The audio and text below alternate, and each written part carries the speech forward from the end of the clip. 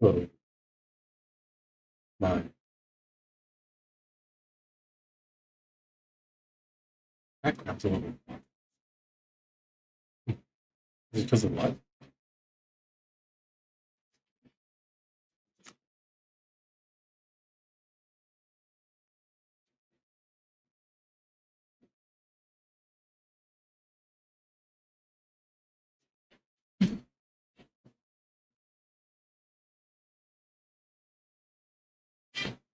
I guess just a bit. I guess it was too right. Anyway, I'm here. Hello. Hello. I'm gonna drop it. I don't know what. Maybe this. Maybe something else.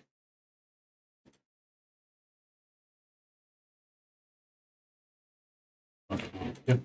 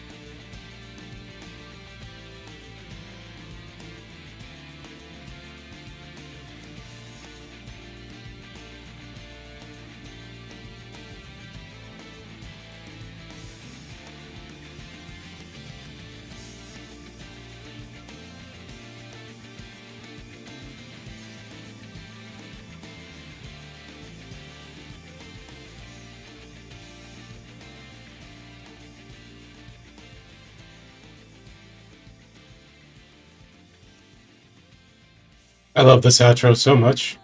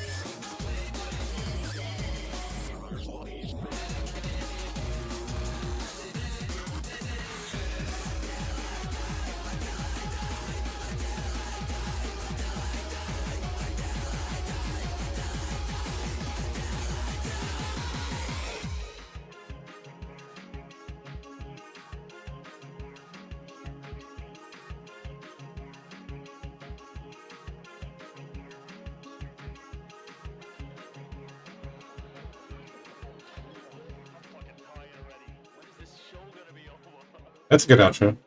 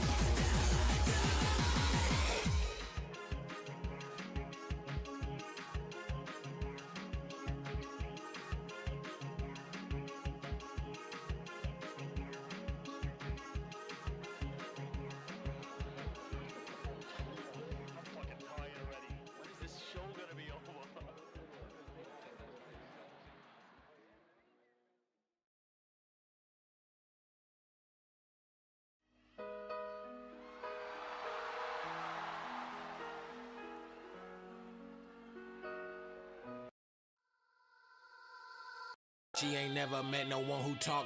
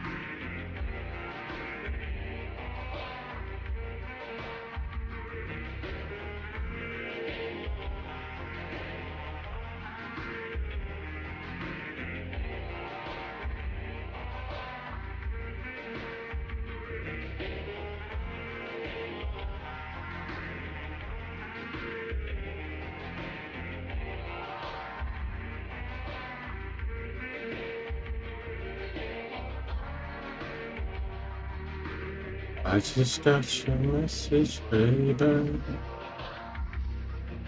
It's sad to see you fade away.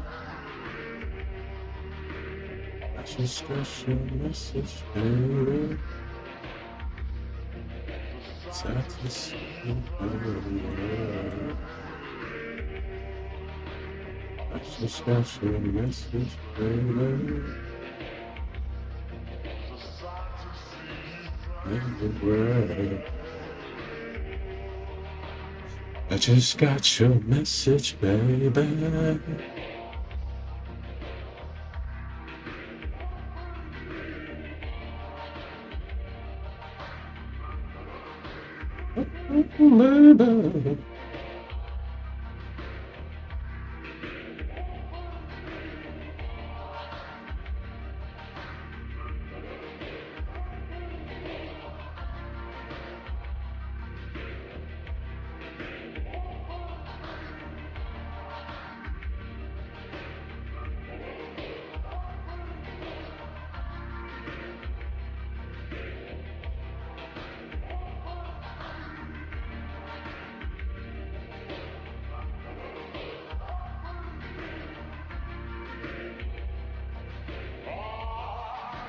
My songs tell me why.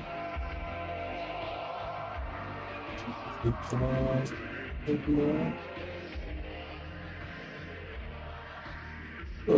tell me why.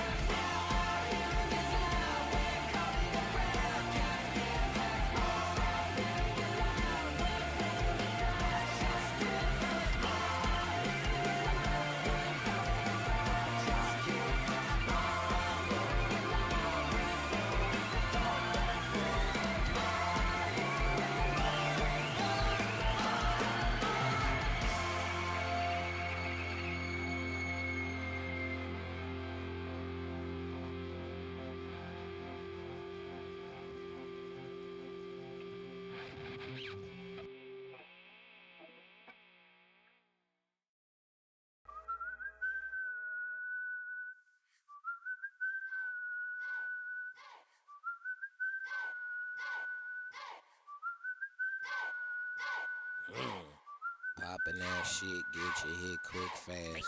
Niggas popping off and niggas stepping on the gas. Pop that shit like I'm popping some gum. Who the fuck you talking to, ho? I ain't the one. It's getting sticky, sticky, sticky. Bitch is getting sticky, sticky, sticky. Bro is getting sticky, sticky, sticky. Bitch is getting sticky, sticky, sticky.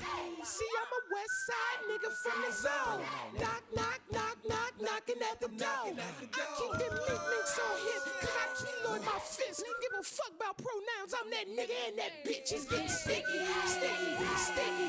Bitch is getting sticky, sticky, sticky. Bro is getting sticky, sticky, sticky. Lit ass bitch, step on me, pop shit. Blast fuck, niggas want that motion. I be in the cut, sneaky link. She say that's her nigga, I don't give a fuck. These bitches trying to scrap the foot, I'm knucking if you bucking, ho. Bitch, where they at? It's getting sticky.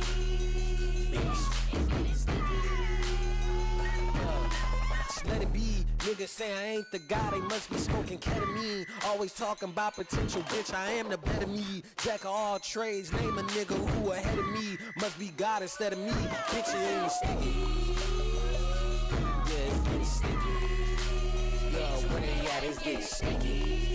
Ass nigga, yo. Sexy in this bitch, taller in this bitch, we talk this fuck. Bitches mad, but can't be my asshole. Run it up. I don't fight for my respect, bitch, I fight for D. Baby girl, I'm finna rock your shit.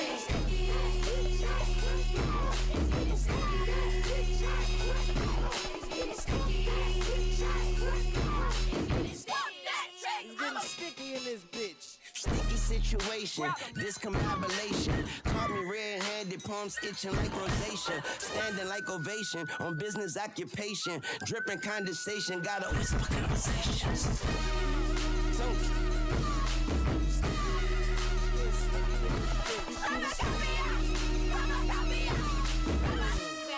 Grab that mop. I got something, bitch. Better find a mop, it's getting sticky in this bitch. Better find a mop, it's getting sticky in this bitch. Better find a mop, it's getting sticky in this bitch.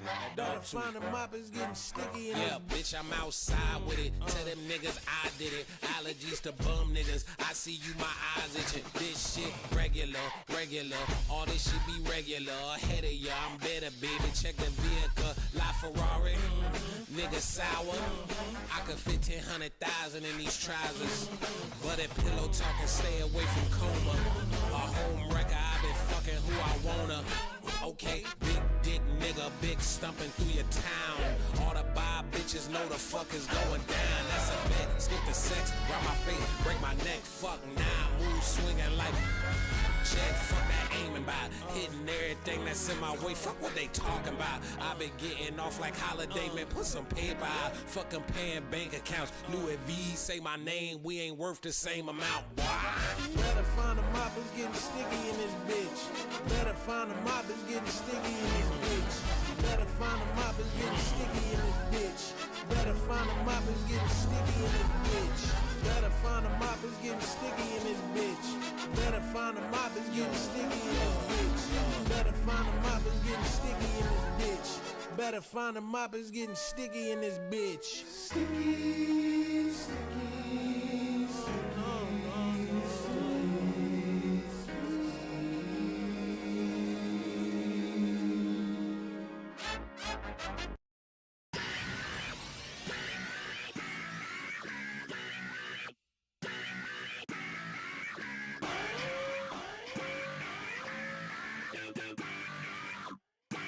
I think I might start selling crack. We don't run it back. We don't make my money back. Sit tight, can't relax. I think I might start selling crack. We don't run it back. We don't make my money back. Sit tight, can't relax. I think I might start crack. Might start moving weight. That's all I know. Baby, think I'm obvious. When I ask her if she wanna go, I'll be in the house paranoid. Who am I gonna kill? I said, how you going crazy? I can't tell what is real. Drop the kitty, print it, get this booty, send it. All your lips are minute, taking money, spend it on my windows, tinted, picking, cracking fingers. So might get suspended. I'm the new attendant. Took your life and ended. Triggerfication, baby. Triggerfication, baby. Triggerfication, baby. Triggerfication, baby. Think I might shoot somebody. Think I might shoot somebody.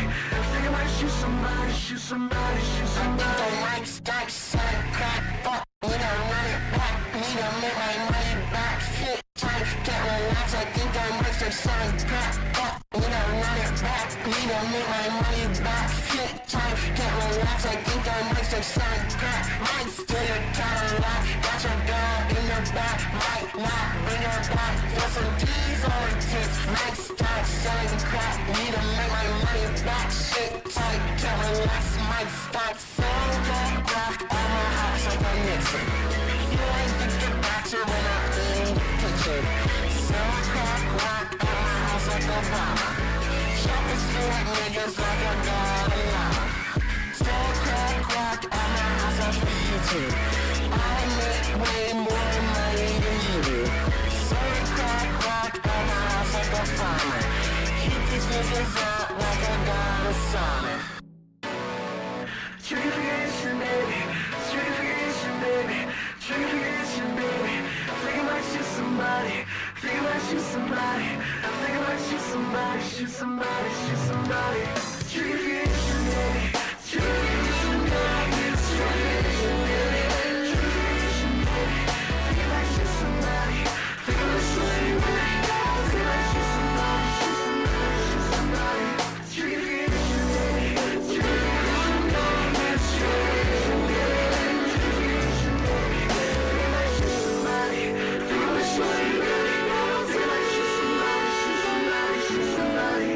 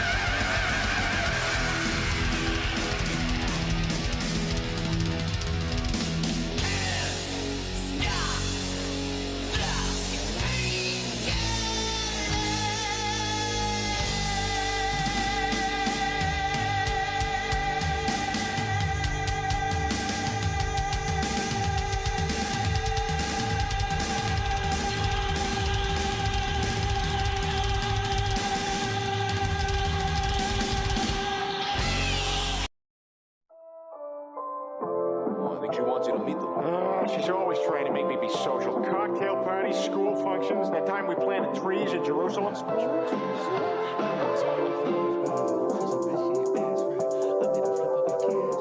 All lay your scripture, I trash that. I'm in the zone, you in flashbacks. You trust a bitch, get your ass racked. I made a flip, I got cash back. All your fuck shit better rap that. I need the truth like stat. Flow retarded, I'm eating well. Making beats on that speaking spell. Need a little coke so delicious. You got 3 for your wishes. Bottle broke from the vision. I got soul, but it's vicious. Better not shit on my moment. I got that shit on my own, bitch. Better be checking your tone, bitch. Millionaires hitting my phone, bitch. Hoorah, bitch won't fuck with a new guy. Sometimes I better sit back, see what the crew got. Flipping the seat every time. Fuck with that shit on the side. She cut away on a dime. Fuck with me, family guy.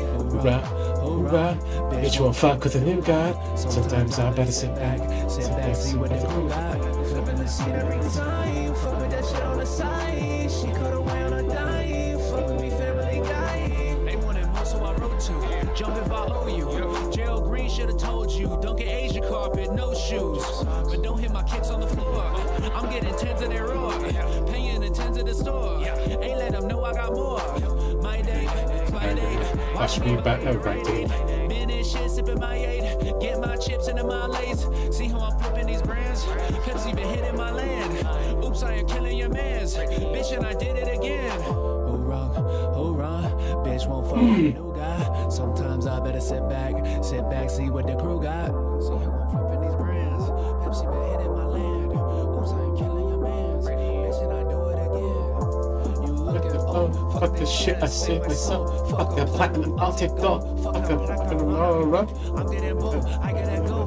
Fuck the shit, but the shit that I wrote. Fuck the shit, but the shit that I wrote. Fuck the shit, but the shit that I wrote. But the shit that I wrote.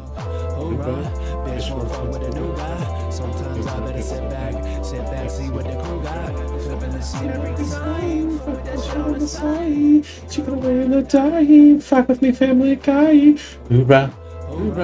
Bitch won't fuck with a new guy. Sometimes I better sit back, see what the crew got. Flip the seat every time. Fuck with that shit on the side. She got away in the dying. Fuck me, family guy. Fuck that shit. Fuck that shit.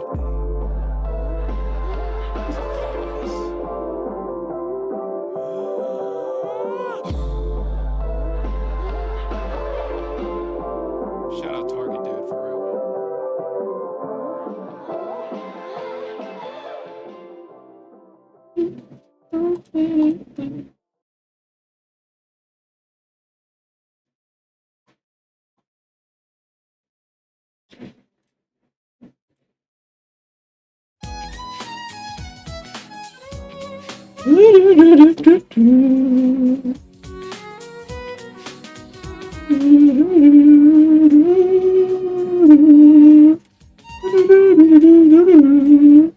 La la la la la.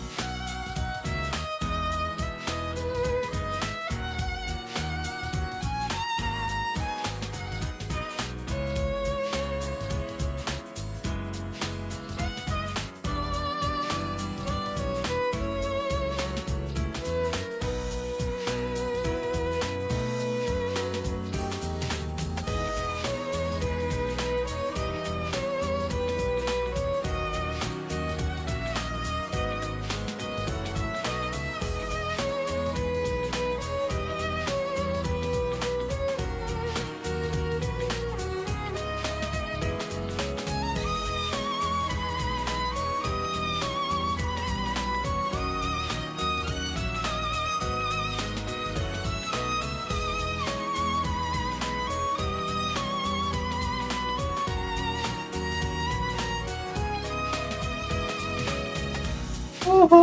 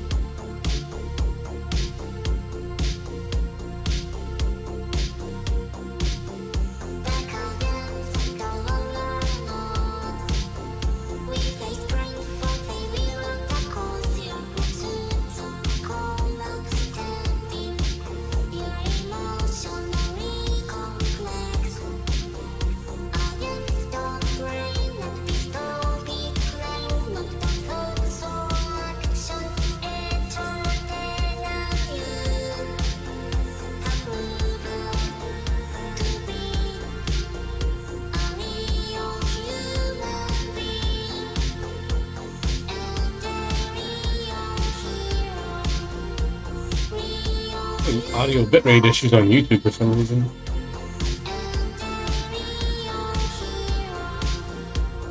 Okay,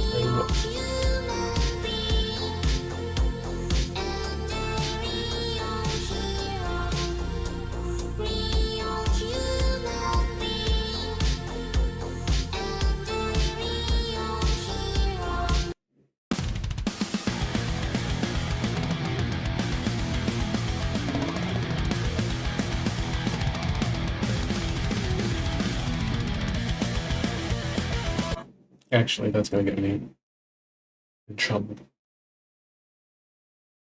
What's something else? Anyways.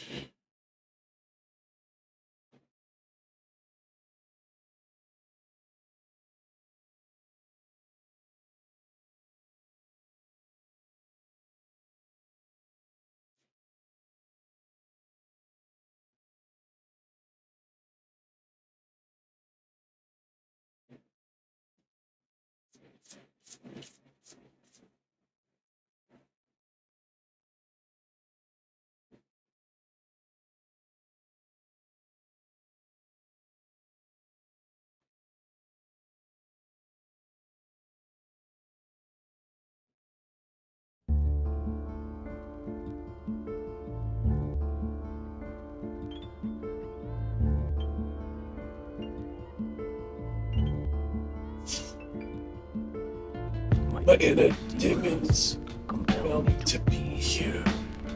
Your cheeks are flush like rose petals. You consume with rage, but I am consumed with you. Eyes intertwine through the haze, intoxicated by your bloodshot stare. In all of my dreams, I never thought I'd see a face that could launch 1,000 ships. And the music was like wind in your hair. The moonlight caressed your skin away. The separation is in the air. Why must God punish me this way? Lay down my hand on my Lose yours as you undress me with your frozen eyes. In all of my dreams, I never thought I'd see an endless love to shed my blood again. The music was like wind in your hair. The moonlight's caress your silhouette. Kiss of ocean mist is in the air. Why must God punish me this way?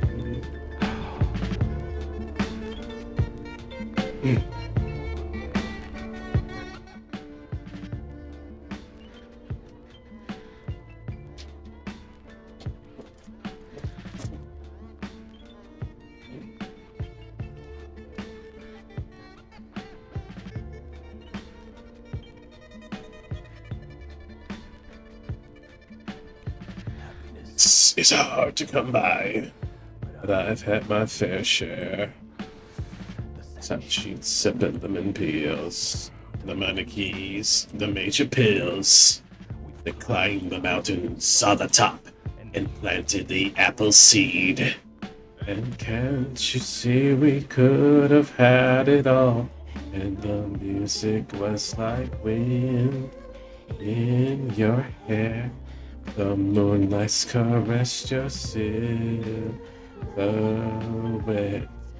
It's a ocean mist is in the air. Why must God punish me?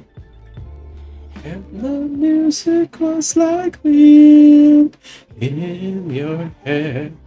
The moonlight's caressed your silhouette. Kiss of ocean mist is in the air. Why must God punish me this way? Why must God punish me this way? This way. this way.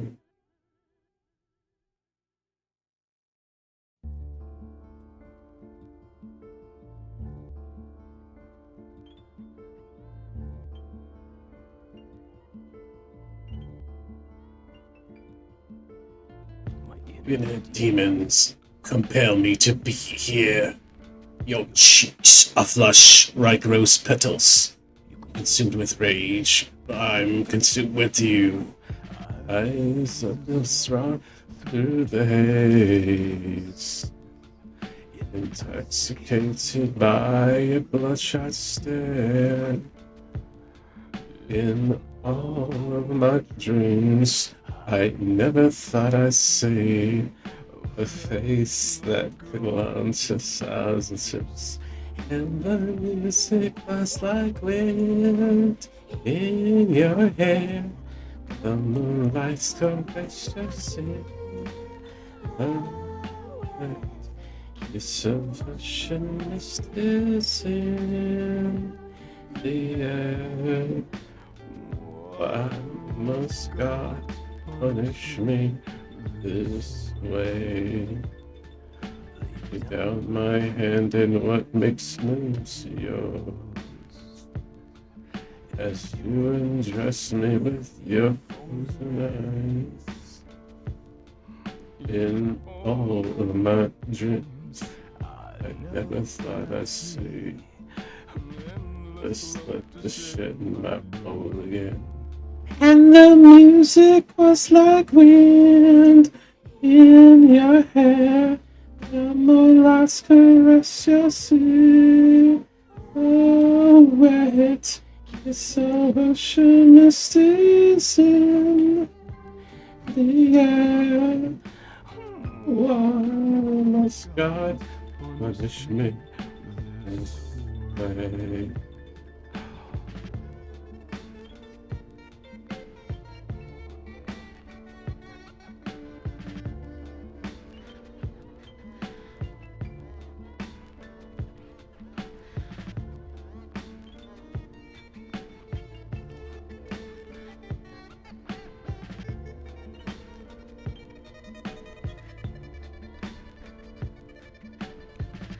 Yes, it's hard to come by, but I've had my fair share.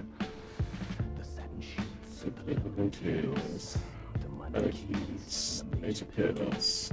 We've climbed the mountains all the time, and practically apple seed. I can't to think we could have had it all.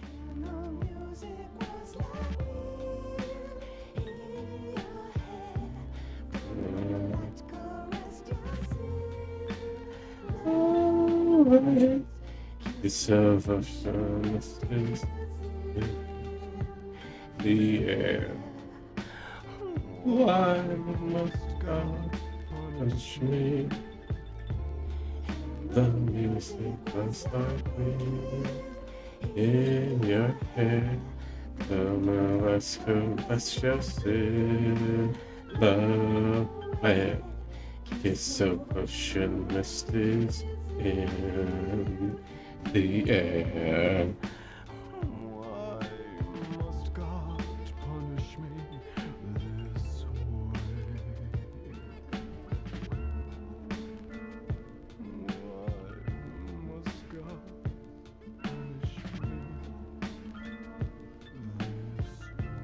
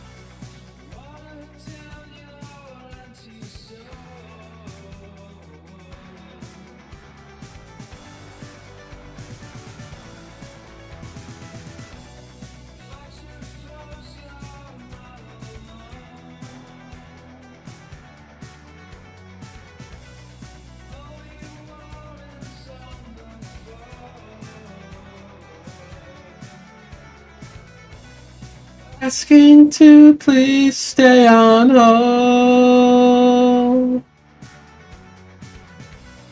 Bleeding, loss of blood runs cold.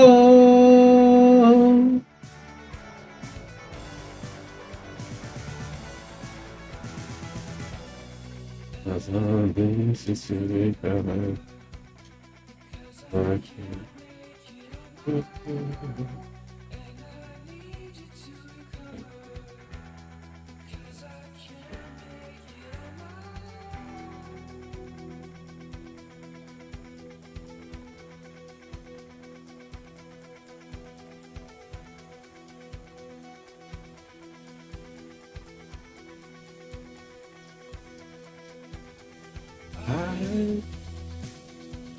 I wonder about you. Where will you be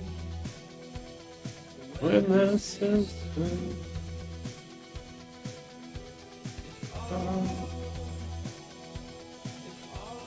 This is time. Will you retain my life again?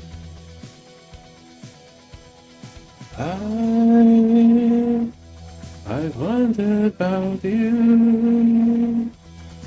Where will you be when this is through?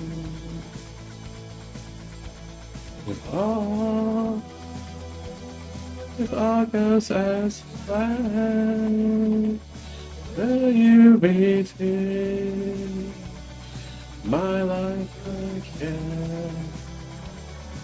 My life again.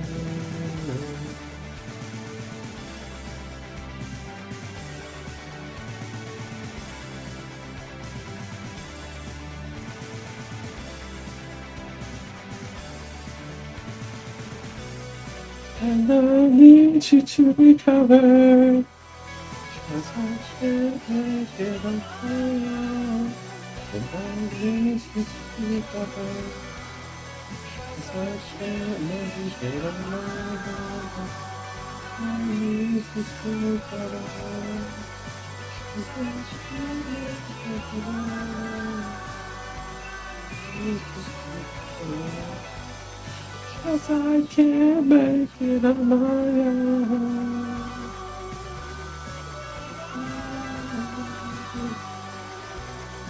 On my own. On my own.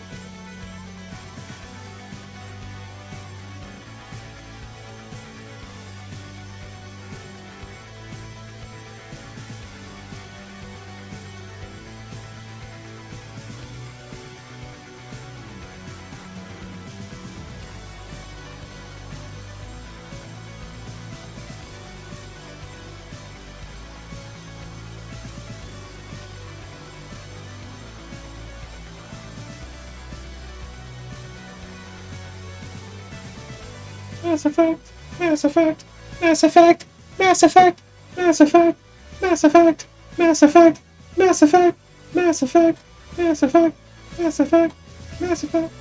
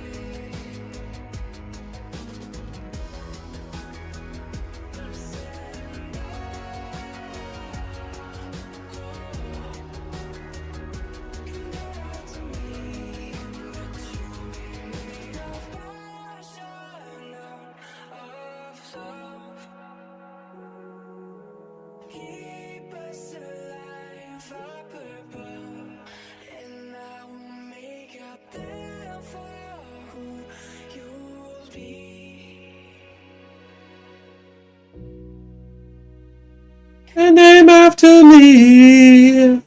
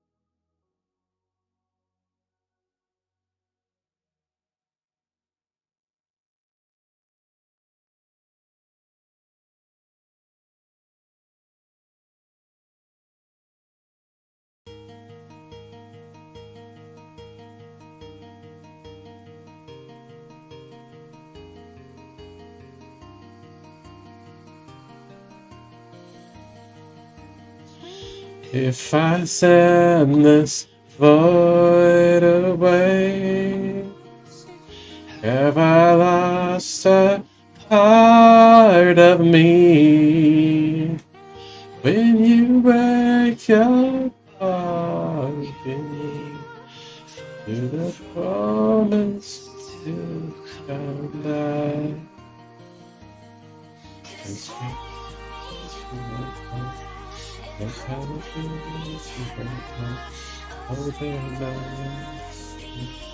something wrong.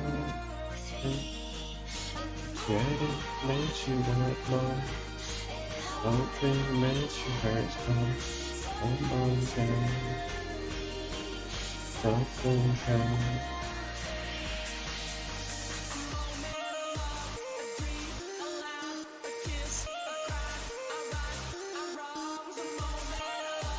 A dream, a life, a moment, a life.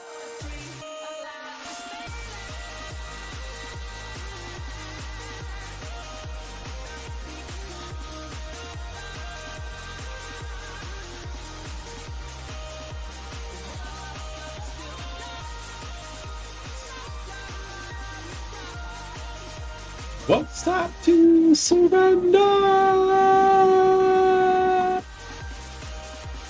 Won't stop to surrender.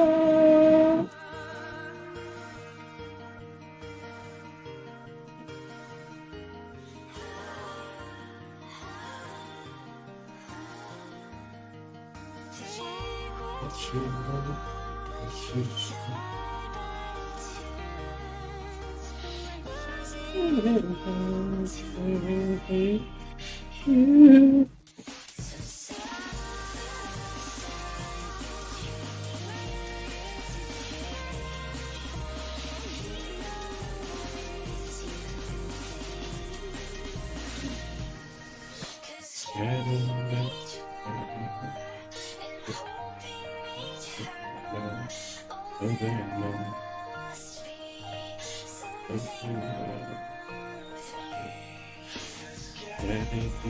One heart.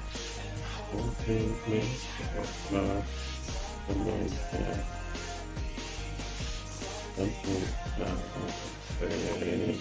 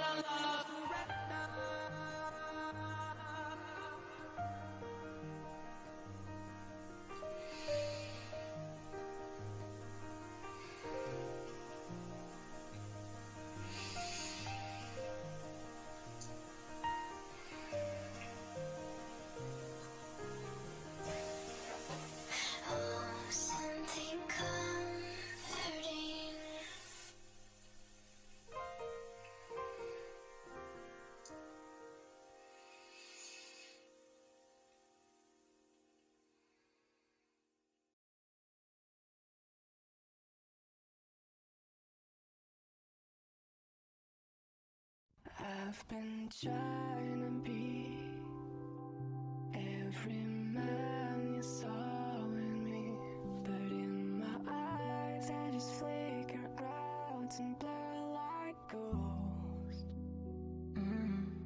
Before I go,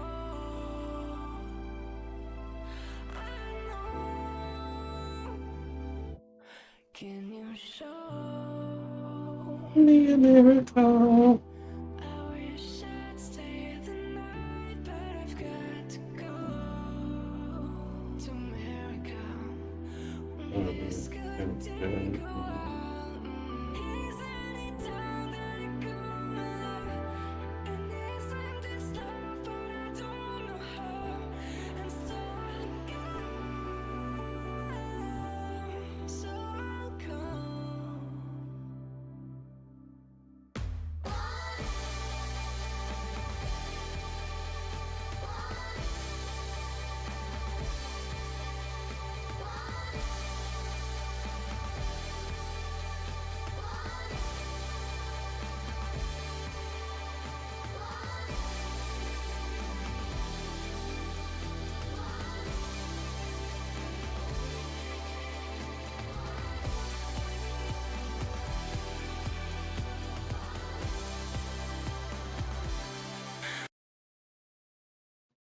I gotta change the music.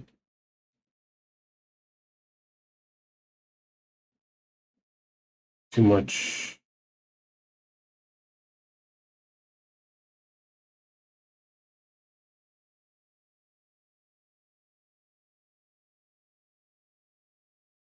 Noise.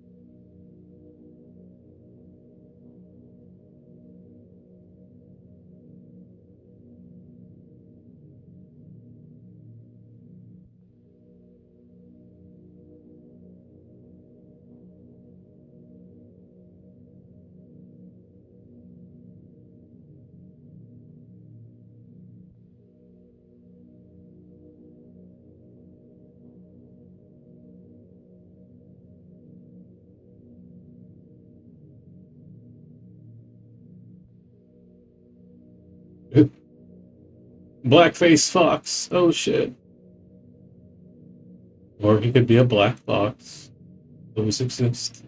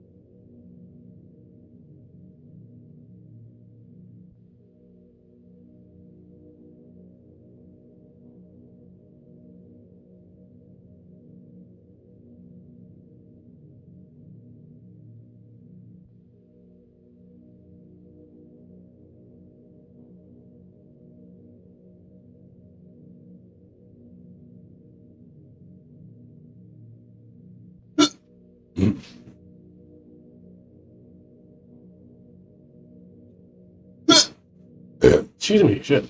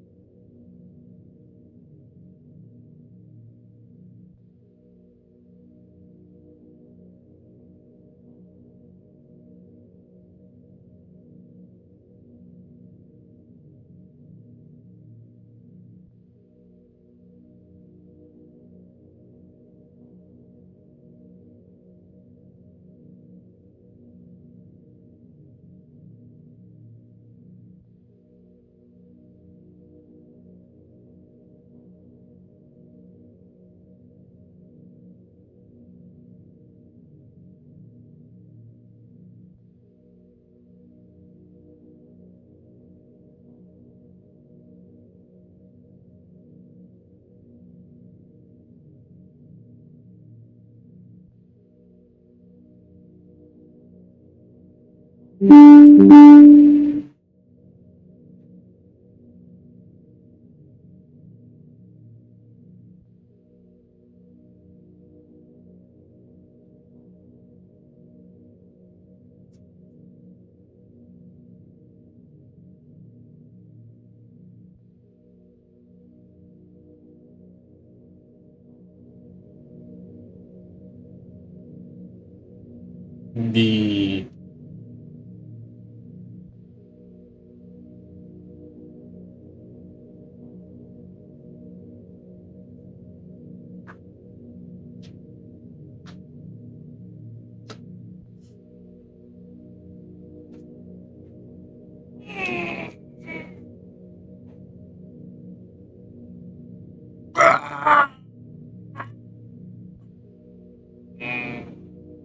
Jesus Christ.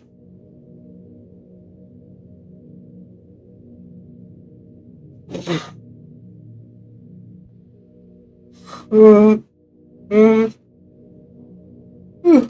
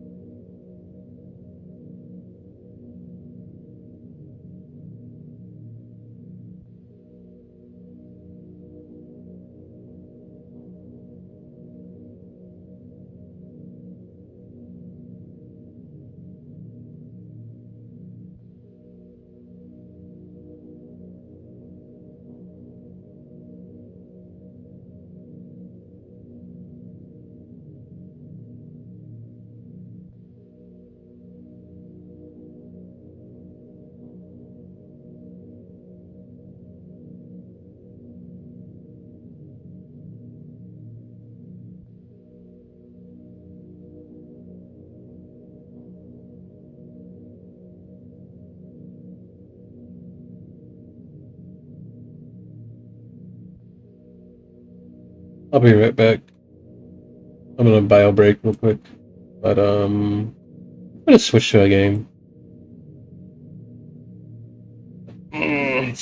Maybe Final Fantasy? Where I can radiant magic. Anyway, I'm gonna go to a Donkey Kong bumper. I'll be right back.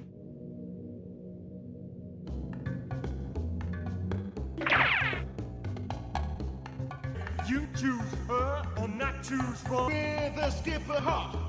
She's one cool calm. Her DK.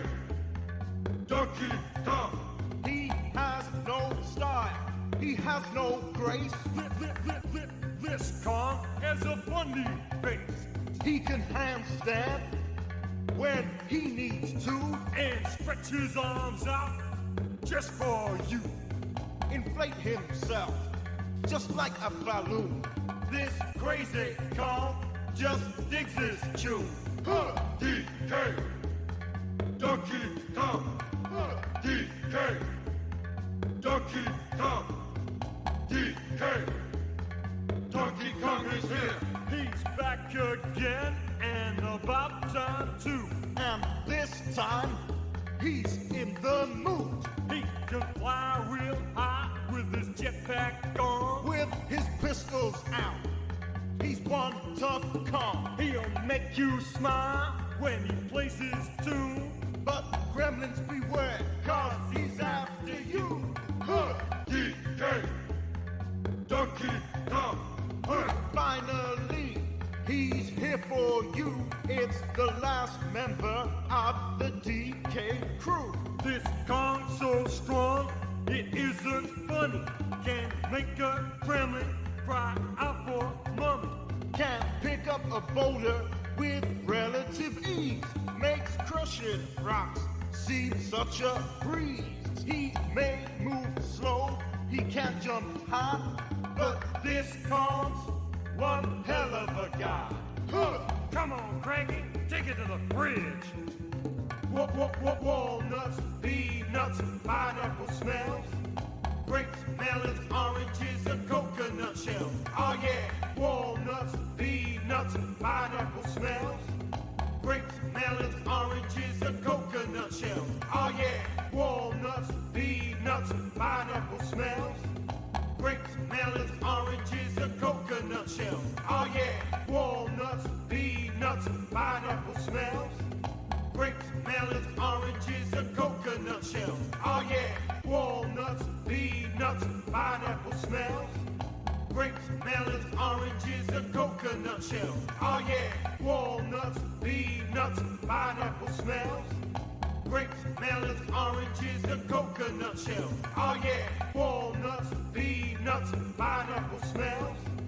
Grapes, melons, oranges, and coconut shells. Oh yeah, walnuts, peanuts, pineapple smells.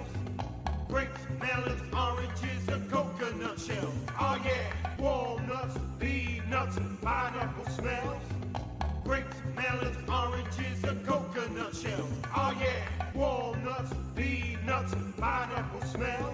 Grapes, melons, oranges, and coconut shells. Oh yeah, walnuts, peanuts, pineapple smells. Grapes, melons, oranges, and coconut shells. Oh yeah, walnuts, peanuts, pineapple smells. Grapes, melons, oranges, and coconut shells. Oh yeah, walnuts, peanuts, pineapple smells. Grapes, melons, oranges, and coconut shells. Oh yeah, walnuts, peanuts, pineapple smells. Grapes, melons, oranges, and coconut shells. Oh yeah, walnuts, peanuts, pineapple smells. Grapes, melons, oranges, and coconut shells. Oh yeah, walnuts, peanuts, pineapple smells. Grapes, melons, oranges, and coconut shells. Oh yeah, walnuts, peanuts, pineapple smells.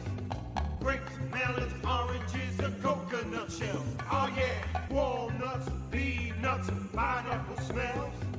Grapes, melons, oranges, and coconut shells. Oh yeah, walnuts, peanuts, pineapple smells.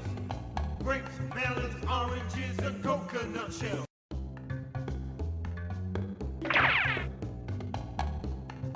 You choose her or not choose wrong. With a skipper hop. She's one cool, calm, her DK. Donkey Kong. He has no style. He has no grace. This Kong has a funny face.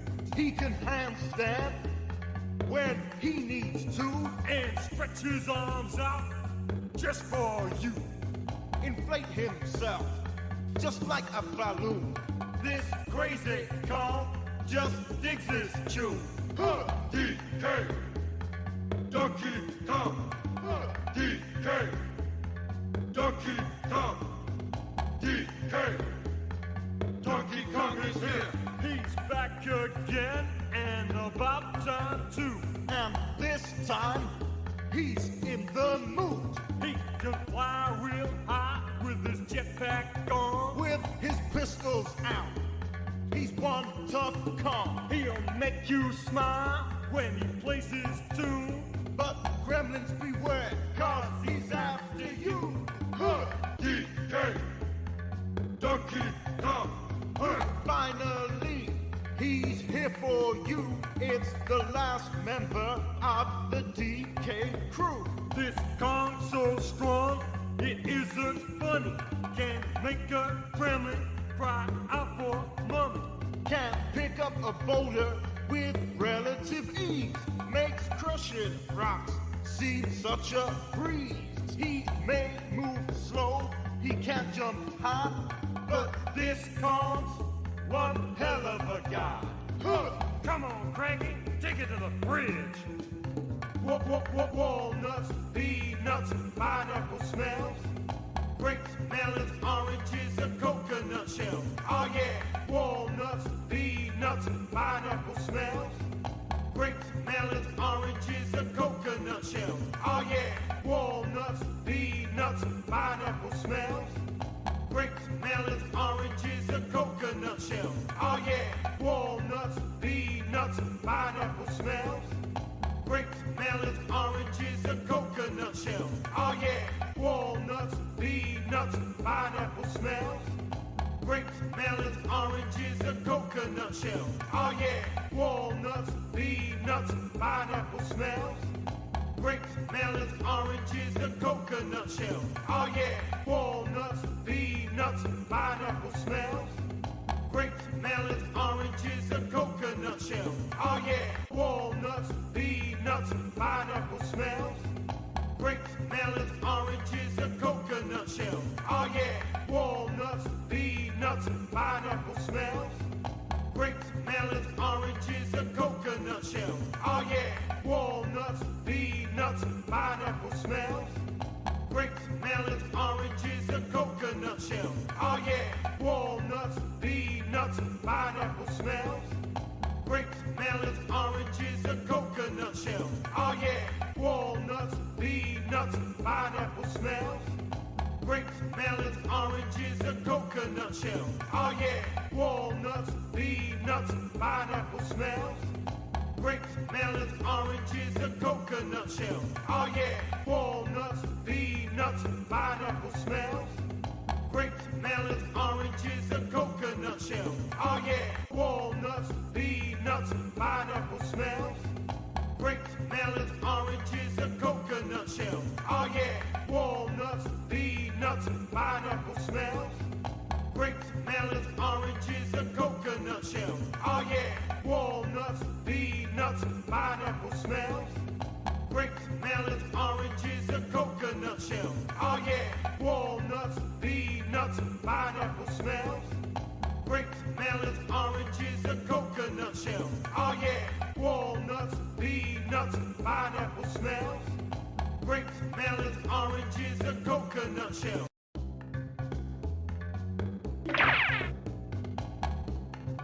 You choose her or not choose wrong. With a skipper hop.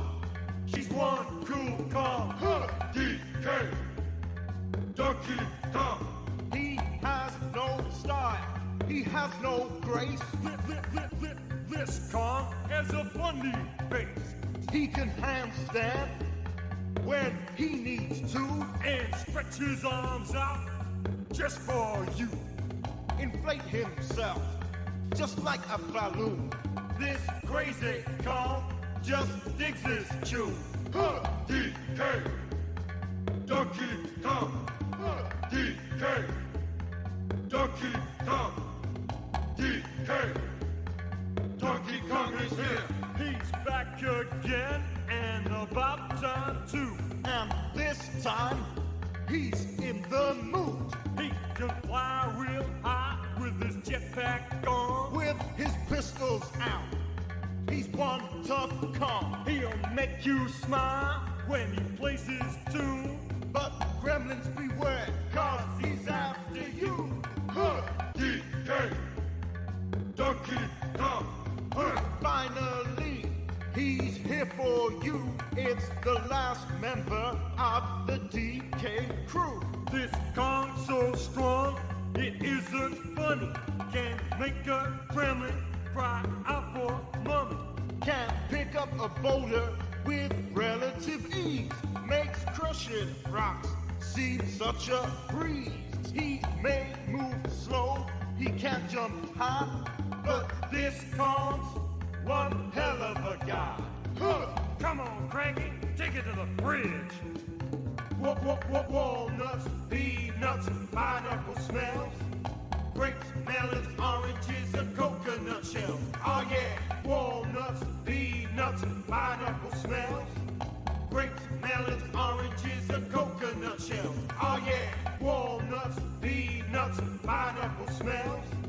Grapes, melons, oranges, and coconut shells. Oh yeah, walnuts, peanuts, pineapple smells.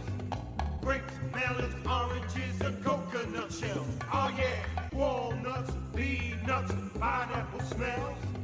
Grapes, melons, oranges, and coconut shells. Oh yeah, walnuts, peanuts, pineapple smells. Grapes, melons, oranges, and coconut shells. Oh yeah, walnuts, peanuts, pineapple smells. Grapes, melons, oranges, and coconut shells. Oh yeah, walnuts, peanuts, pineapple smells.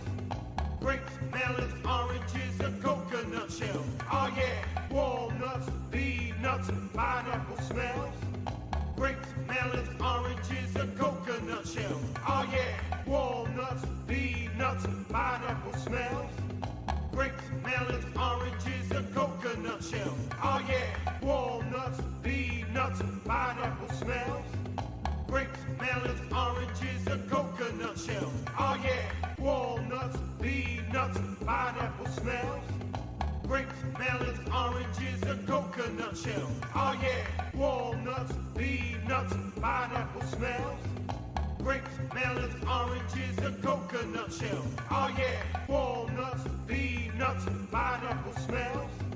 Grapes, melons, oranges, and coconut shells. Oh yeah, walnuts, peanuts, pineapple smells. Grapes, melons, oranges, and coconut shells. Oh yeah, walnuts, peanuts, pineapple smells. Grapes, melons, oranges, and coconut shells. Oh yeah, walnuts, peanuts, pineapple smells. Grapes, melons, oranges, and coconut shells. Oh yeah, walnuts, peanuts, pineapple smells. Grapes, melons, oranges, and coconut shells. Oh yeah, walnuts, peanuts, pineapple smells.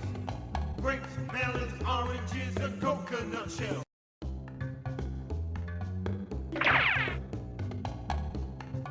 You choose her or not choose wrong. With the skipper hop. She's one cool Kong. DK, Donkey Kong. He has no style. He has no grace. This Kong has a funny face. He can handstand when he needs to and stretch his arms out just for you. Inflate himself just like a balloon. This crazy Kong just digs his tune. DK, Donkey Kong. DK, Donkey Kong. DK, Donkey Kong is about time too. And this time, he's in the mood. He can fly real high with his jetpack on, with his pistols out. He's one tough con. He'll make you smile when he plays his tune. But gremlins beware, cause he's after you. Huh, DK, Donkey Kong. Huh. Finally, he's here for you. It's the last member of the DK crew. This Kong's so strong, it isn't funny. Can make a gremlin cry out for mommy. Can pick up a boulder with relative ease. Makes crushing rocks seem such a breeze. He may move slow, he can't jump high, but this Kong's one hell of a guy. Huh. Come on, Cranky, take it to the fridge. Walnuts, peanuts, pineapple smells. Grapes, melons, oranges, and coconut shells. Oh yeah, walnuts, peanuts, pineapples. Hello, I'm back. Give me one moment.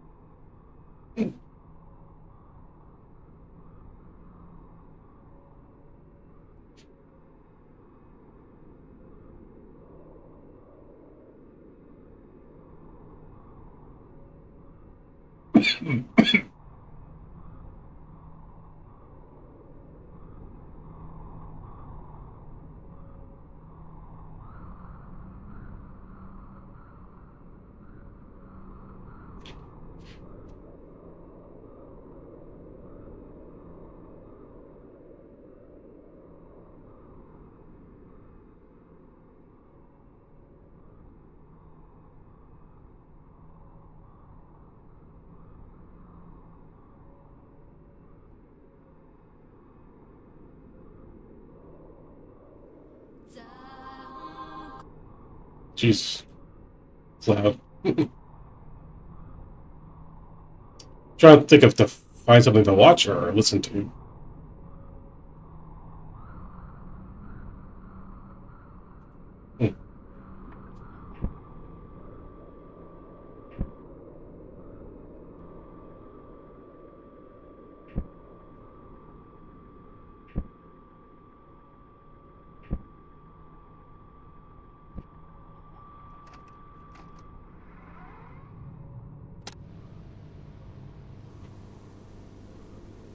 I'm Diane Sawyer, and it's Tuesday, September 11th, 2001. It is beautiful outside, perfect September day with lots of sunshine. Oh, would you look at Washington, huh?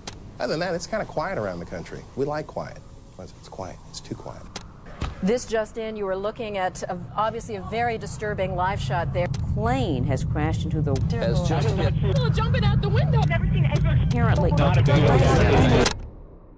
Being born in 1999, I've basically grown up with travesty after travesty. The 08 recession that caused many of us to become homeless, the constant threat of nuclear war and being drafted, and in some cases, I was way too small to remember, as was the case with the attacks on 9/11. And it's that last one that I always felt kind of detached from. Every year, like clockwork, on September 11th, whoever was my teacher that year would sit everyone down and make us watch the raw 9/11 footage in class to pay respects. And although it's quite apparent what emotion you should be feeling when you watch this, it never really garnered any kind of emotional reaction from me beyond being confused as to why my teacher was showing me this. Even as a kid, I was desensitized to this kind of thing, but as I got older and grew a heart, I began to feel for the victims' lives that were taken on that fateful day. Since then, I've seen many different angles of that incident, and with each new angle, my heart broke little by little. Some don't even realize that there's more than one video of the events that transpired that day. let alone knowing that there's footage taken from inside of the World Trade Center. And it's this footage that will be the main focus of this section because it's as gut-wrenching as you can imagine. What you're watching comes straight from the archive of Jules and Gideon Naudet, otherwise known as the Naudet brothers, an aspiring duo looking to make a name for themselves by producing a documentary on firefighters in New York. And as interesting as a documentary about firefighters sounds, it wasn't too eventful. In fact, the only reason we're talking about it right now is because Jules Naudet got so bored filming the first few months that one random day, he decided he wanted to film some action and chose to accompany the Firehouse Battalion Chief, Joseph Pfeiffer, while his brother Gideon stayed behind to film Tony, the main focus of the documentary. All that Pfeiffer was called out to do during this day was to solve an issue of a simple gas leak somewhere in Manhattan. Little did Jules know they would be driving directly into one of history's most intense incidents. Not only were they right on the scene of the attacks, but they were smack dab in the center of what would become known as Ground Zero.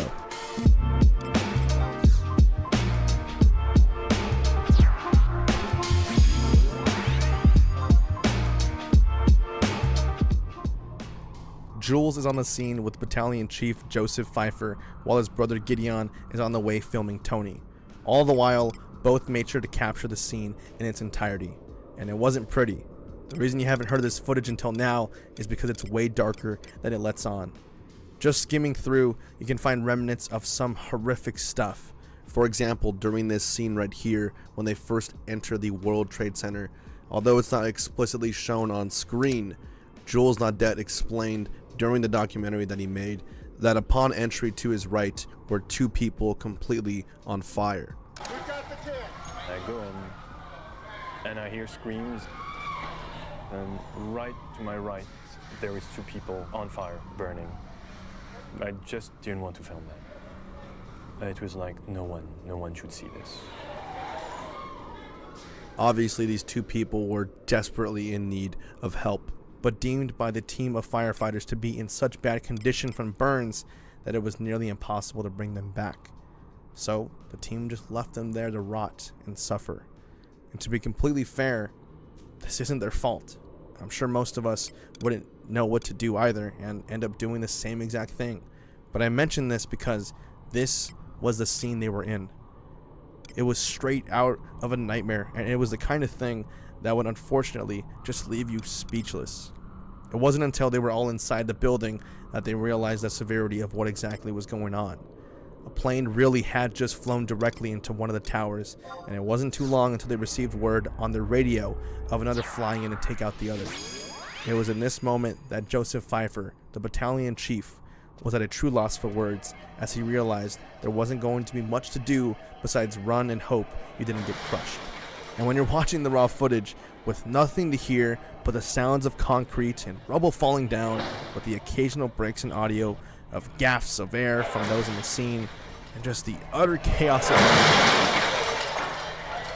have you noticed that sound that keeps coming from the outside? Yeah, that noise right there that sounds like glass breaking or something falling. Yeah, those are people. Specifically those trapped at the top who didn't want to die from the fire and chose to jump instead. It's these little details that really put you into perspective of those that were there on the scene on Ground Zero, helping everyone out as best they could. Like many of you, whenever 9/11 was mentioned or brought up, I didn't think too much of it. I just put it into that chaos category that it keeps so many things in. It wasn't until I watched this footage that I realized just how scary it must have been to be there in person, let alone be someone that was trapped inside the building. Luckily, those with Jules managed to make it out alive, but you can see just the absolute destruction that took place a few moments ago. I mean, just look at the difference between the before and after the second plane hit. It's night and day. And a few blocks away, capturing history down on the streets of Manhattan, was Gideon and Tony, who were just now responding to the chaos.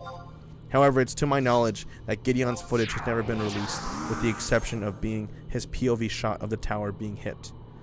I hope I was able to shed some light on the topic that I feel like was never fully explained when I was in school, beyond just showing us the footage of the plane hitting.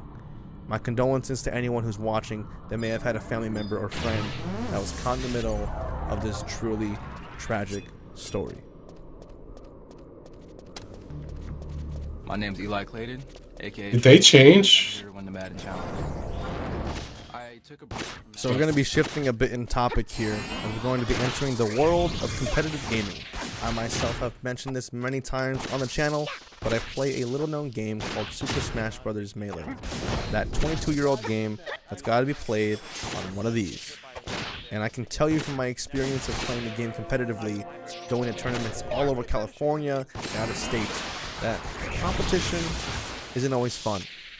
In fact, a lot of the first initial 5 years that I played was full of disappointment and honestly, anger. I hated losing, and I've had my fair share of outbursts. But of course, all of my outbursts were done in my car on the way home. But for some people, it's not unusual to be a bit more public with their loss, as was the case for David Katz, a 24-year-old professional Madden player from Baltimore, Maryland, that will unfortunately be the main focus of this story. Why unfortunately? Well, I'll get there. Before we do, I want to be fair to David. I think it's only fair that I give his side of the story because I can't in good faith not share it. So, leading up to the events of the Madden tournament that would forever change the lives of 3 people, it's important that we discuss David's mental health situation at this point in time. We know this thanks to some court documents from one of the victims that sued the game bar this took place at. According to the preceding court documents, it's public information that David was struggling with a lot of mental health issues. Noted under Section 46, we get an apt description of David's current situation. David Katz was by all accounts an introvert and an unusual young man. He rarely spoke and did not interact with his fellow gamers in a normal way. Katz had prior outbursts with his parents when they tried to take away his video games and was prescribed a number of psychiatric medications, including antipsychotics and antidepressants, and had been treated with a psychiatrist for much of his life. So from this alone, we know that David Katz was mentally not well leading up to the events that took place on the night of August 29th, 2018. At this point in the story, our attention should be directed towards 2 people, Elijah Clayton, otherwise known as True Boy 818, and his fellow competitor, Taylor Robertsons, better known as Spot. Let's start with True Boy. Elijah Clayton, a 22-year-old from Woodland Hills, California, had been playing Madden for years at this point, starting in high school and going back to it during his college years simply because he had the free time to do so. And in the short time that he was back, he was making a name for himself. Now, he wasn't mind-blowingly good, and there was no Cinderella runs on his end, but he was starting to garner success over his mad consistency in the game, picking up solid wins at the Madden Classic events leading up to a semi-final finish at Madden 18 Ultimate League. Just losing shy of finals to Dreeny, another top player well known in the community. Despite the disappointing loss at the Ultimate League, things were looking up for Elijah as he continued competing, as well as picking up a few haters, and even more so, fans, from his performance. The next thing on Elijah's mind was the Madden Classic League, with qualifiers happening from August 21st to late September, with everyone competing for a shot at the offline finals set to take place in Vegas just a month after. But these qualifiers wouldn't be easy, as this obviously drew the attention of so many other players, including our other main focus of this tragic story, Taylor Spot Me Please Robertson, a well-known Madden player and beloved husband and father.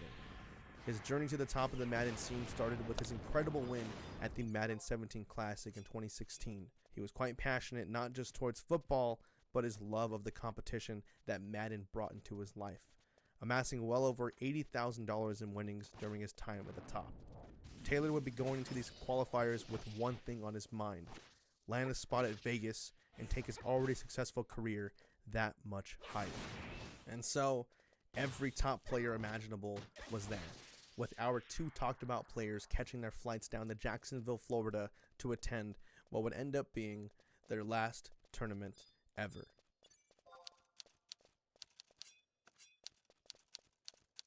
August 29th, 2018. Everyone is mentally preparing themselves for finals day after a grueling day of group play on the previous night. True Boy manages to get ahead, winning his first match, with Spot Me Please falling in round 1 of the single elimination bracket. And it's here that we get our first break in this story, and one of the reasons I chose to cover it. A misconception I kept running into was that David Katz had lost on Sunday to True Boy, and right after losing, he left to go outside to grab his firearm and then waltzed back in with nothing but revenge on his mind. But if you take a look at the bracket, David didn't even play True Boy or Spot Me Please, the two players who would end up losing their lives during this event. At first, I had trouble finding his gamertag because, well, both of his gamertags were missing. Usually David would sign up as Ravens Champ or simply Bread, but for some reason he entered this tournament as Satiric Bulb, and he ended up losing to another player known as Boogs, full name Reginald Brown. And Brown has gone on record stating that it was no longer than 5 to 10 minutes before David walked in and gunned everybody down.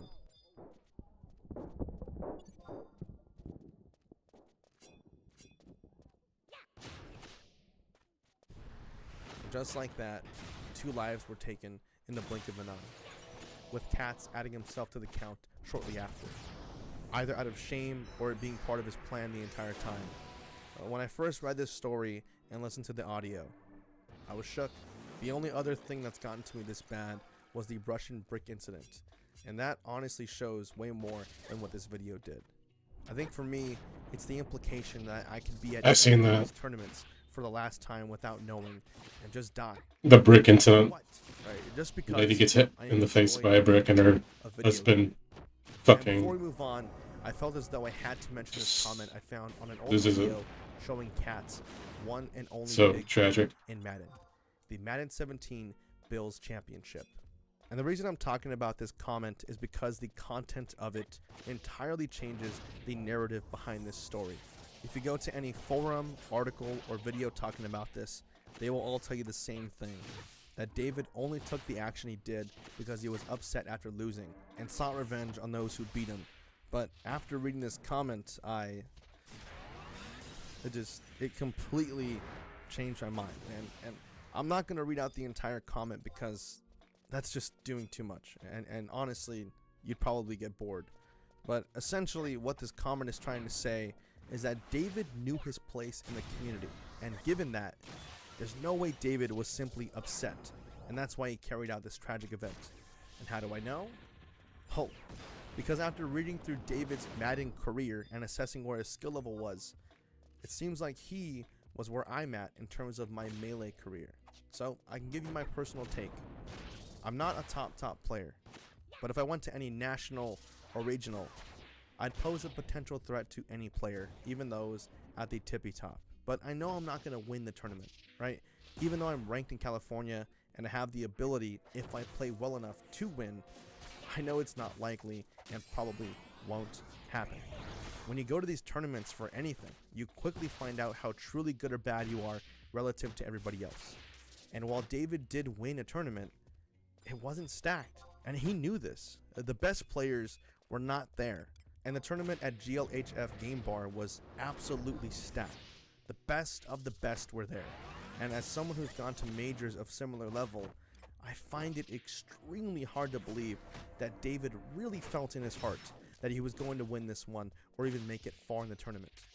Plus, he drove all the way down from his hometown of Baltimore to Jacksonville, and it's noted that he purchased the firearm he used nearly 2 weeks before the event. So fucking a crazy. Nearly 11-hour drive with a newly purchased firearm in the car. You cannot tell me this was not at the very least thought about before driving to the tournament.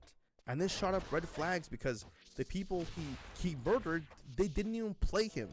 And why do I keep reading this everywhere?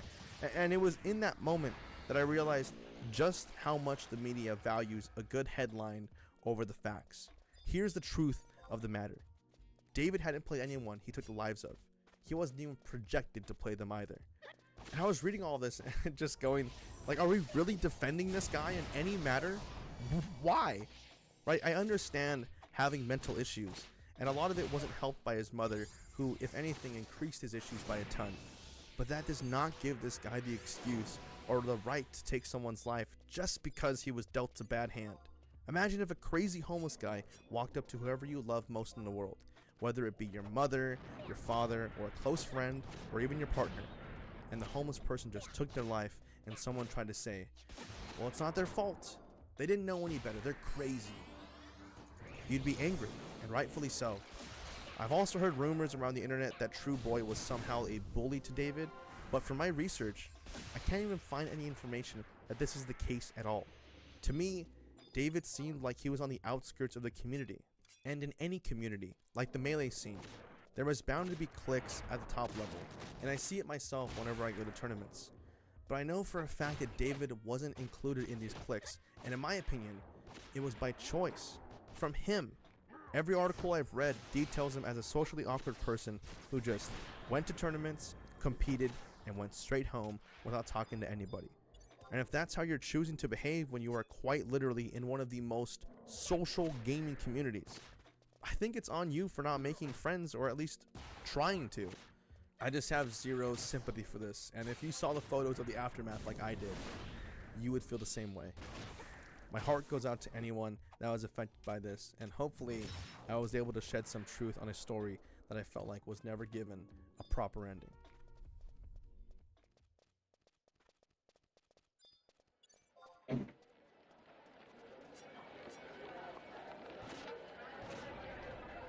Yeah, he shoots the guy. A father's love is undeniable. I've heard from a lot of fathers in my life that most dads don't feel the connection until they see their kid for the first time. But from that point on, they do whatever it takes as long as it meant this child was safe and sound. In fact, I think most good fathers out there in the world would kill for their children.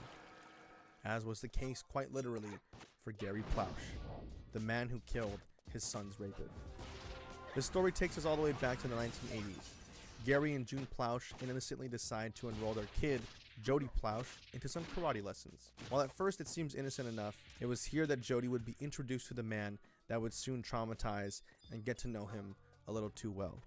The man was none other than Jody's karate instructor, Jeffrey Doucette, a 25-year-old born out of Port Arthur, Texas, that now found himself living in Louisiana and teaching karate at Red Dragon Karate School based in Baton Rouge. Unfortunately for the Plausch family, Doucette was an experienced predator, utilizing many tactics to push boundaries with Jody and slowly gain the trust of the family. If you've seen the documentary with Drake Bell, or at the very least clips of it, much of the same happened here.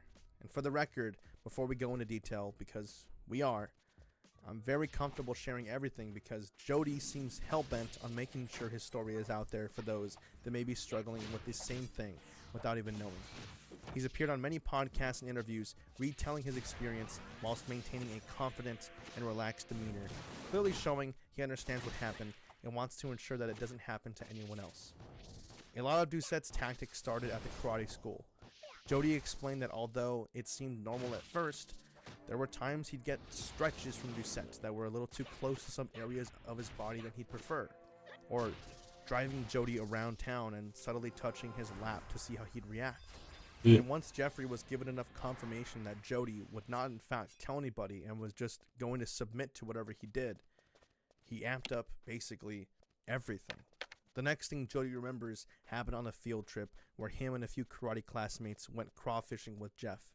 And the sleeping arrangement had 2 kids, Jeff, and then Jody on the end. And Jody explained that Jeff would roll over and basically do whatever he wanted while he pretended to be asleep.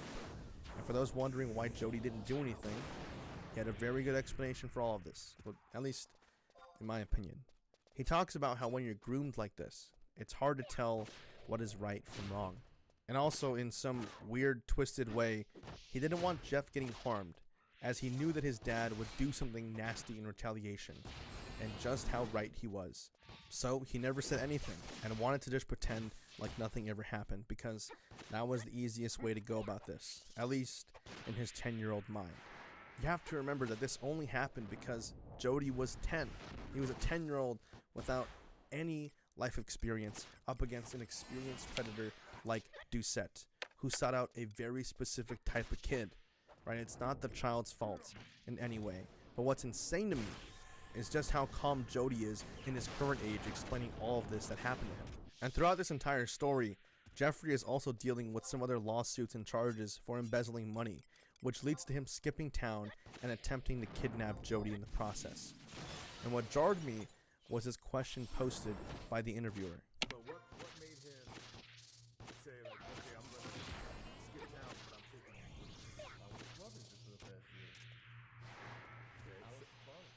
I was his love interest. It didn't really hit me that this guy was genuinely obsessed with a 10-year-old boy the way a teenager obsesses over their girlfriend or boyfriend. Just absolutely fucking disgusting. Luckily, this story has somewhat of a happy ending, at least as far as endings go with these type of stories, but it would take a lot of effort before we got there. As of right now in the story, Jeffrey had been doing whatever he wanted to Jody for months, and nearing the month of February had decided to skip town and bring Jody with him. The two struggled as Jeffrey only had $550 from a Western Union order and ended up being caught due to carelessness. He ended up calling Connect, which if you don't know because you're too young or like me, you just haven't heard of it at all. It's an old system in which you could call somebody and the other person would be charged for however long the call was. Jeffrey had called Jody's mom in the hopes of collecting enough money to keep him going, but thankfully, June Plausch had the police trace the call back. It wasn't too long until there was a knock at the door and Jeffrey had been busted. All was well, as Jody had now been reunited with his parents, who had obviously been worried to death about their son. As a parent in your position, did you learn anything from this? Just how much I love my children. I might be a little bit more protective or overprotective. And love his son he did, seeing as he ended up doing what I believe any father would at the very least think about in a time like this. He killed his son's assaulter. The day was March 16th, 1984. Jeffrey Doucette being flown back to Louisiana. I've already seen this. With 72 objects laid out, all encompassed by a single note, Marina sitting smack dab in the middle. Everyone with her first piece in the Rhythm series, Rhythm 10, which involved her playing the 5-finger game that I'm sure most of us old heads are familiar with. In case you're not, essentially you do this, but instead of a pencil, imagine something much, much sharper. She played the game with every single object in front of her and only changed to a new one once she had nicked herself, and then she ran through each object once more. This ended up catching the attention of many, as Abramovich was now seen as the hot new artist on the block, who now found herself with an audience at her next piece in the Rhythm series, Rhythm 5. Performed in 1974 at the Student Cultural Center in Belgrade, this piece involved much of the same shock factor from the first, but instead of knives, this time Abramovich was playing with fire. Quite literally. She ceremoniously built a pentagram out of wood and set it ablaze, walking around it while uncontrollably pulling pieces of her hair and throwing them into the fire to burn. It was very ritual-like in the way that she performed everything, with the showstopper being Marina sitting smack dab in the middle of the fire. Obviously, with her oxygen running low, seeing as she was surrounded by nothing but flames, she lost consciousness not too long after. One thing to note was that Marina seemed very unhappy with this performance. In her own words, "I was very angry because I understood there was a physical limit. When you lose consciousness, you can't be present, you can't perform." And she took this type of thinking to the next level with her next 3 performances in the Rhythm series. And with each one, she took things further and further, whether it be tripping on schizophrenic medicine in front of everyone, or something that I can't even show on YouTube that would take the spot of Rhythm 4. And even after the events of the focus of this video, she would go on to do many more pieces that pushed the limits, such as her bow and arrow piece, where her and a man hold a bow and lean far apart. This is a real bow and arrow, and had this guy at any moment let go of this, it would have pierced her straight in the heart. This is the kind of person Marina Abramovich was and still is, and Rhythm 0 was, at this point in time, her most impressive yet unsettling piece. If you were there live when it happened, you would have been greeted to Marina standing aside a massive table with 72 objects laid out, all encompassed by a single note smack dab in the center that read, "I am an object. You can do whatever you want with me. I will take all responsibility for 6 hours." And that's exactly what people did. Most started off innocently enough, handing her food, water, or simply brushing her hair or tickling her. But as innocent as these first interactions started, It wasn't long until someone did what maybe everyone was waiting for. They pushed the boundary just to see what would happen. An audience member did a light slap to Marina's face, and when she didn't resist or so much as flinch, another one came out, but this one was a bit harder. Again, she didn't move or scream or do anything, but stand there and stare blankly in front of her. Things began to quickly spiral out of control as people realized the situation at hand. This person was really going to allow anyone in this room to actually do whatever they wanted, and there was nothing she could do about it. One person grabbed a razor blade and nicked her a few times on the neck, and reportedly, and albeit disturbingly, drank her blood in the process, with another male audience member covering her face with a cloth and proceeding to essentially touch her in front of the entire audience in every spot imaginable. And at this point, you're probably wondering who was taking these photos, right? Because there's photos of the entire event that I'm showing on screen. Well, there was a camera as an object on the table that would print the pictures as you took them. And this one guy began photographing everything that was happening and then giving the pictures to Marina to hold to showcase the pain that she was enduring. One guy up and grabbed a live firearm off the table and aimed it straight at Marina's dome. And at this point in my research, it really felt like people were just doing whatever they could to entertain themselves with Marina. She was left bruised, scarred, and at one point, one of the men in the audience cut up her clothes, so she was just out in the open like that. It was the most disturbing 6 hours you can imagine, and I know a lot of you would call Marina Abramovich insane for even attempting this. Some of you might even say that she brought this on herself. But did she really? Nowhere in the exhibit did it say for people to do what they did to her, right? They chose to do that. Nobody was told to grab the razor blade, or the gun, or the scissors, or the hundreds of other things that were done to her. They all willingly... Why were the objects there? Of course, I'm smart enough to understand that it was heavily implied for the audience to do things like this to her, because otherwise, why even put those objects out in the first place? But the fact that the people considered doing that just because the objects were present is insane. Right? There was literally zero reason for any of that to occur. It really shows that when people truly see anything as nothing more than an object, all morals fly out the window, and that's scary as hell. What was truly unsettling was when the time ran out of the exhibit and they closed up shop. Marina returned to her normal self, talking and moving like any other person would at that point. And she said when she did this, almost everybody in the room fanned out because they were obviously too ashamed to take responsibility for what they made her go through for 6 hours. And what's crazy is that this isn't even the piece that broke her. It's true. The only time Marina has ever been broken out of her focused art mode is during what many would call her tamest performance art. Now, because of how successful Marina has been in her art career, she was given a retrospective art exhibit where museum goers would be able to experience some of her famous works from the past live in the flesh. And to crown the entire thing would be Marina herself doing another new performance art that has come to be known as a minute of silence. Anyone in the exhibit was allowed to sit with her for as long as they'd like in silence. And on opening night of the retrospective, while Marina was up there performing Minute of Silence, she I'll got head back to an town unexpected in a minute. visitor, Frank Lizapen, or better known by his artist name of He's my mayor. And you've already seen this guy once before. He was Marina's well-known partner and longtime companion that performed many pieces with her, like the bow and arrow piece from earlier.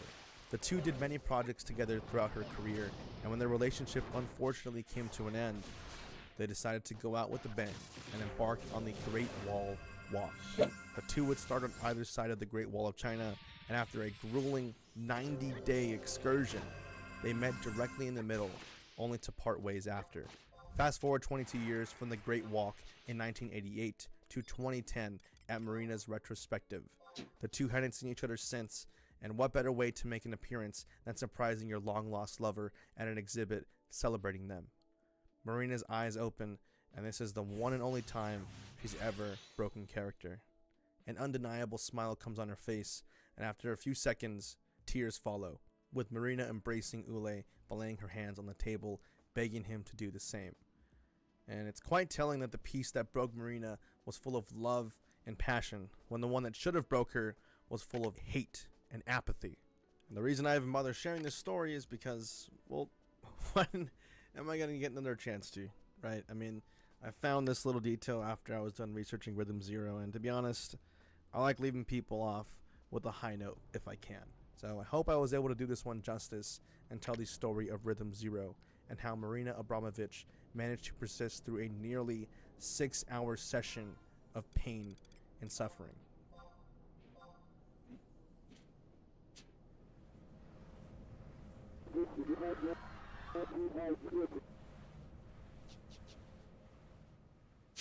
Wind turbines.